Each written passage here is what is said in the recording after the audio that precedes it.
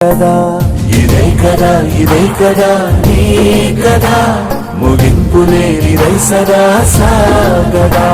నిస్వార్థమెంత గొప్పదో ఈ పదము రుజువు కట్టదా సిరాలు లక్ష వంపదా చిరాక్షరాలు రాయదా నిశీధి ఎంత చిన్నదో నీ కంటి చూపు చెప్పదా నీలోని వెలుగు పంచగా విశాల నింగి చాలదా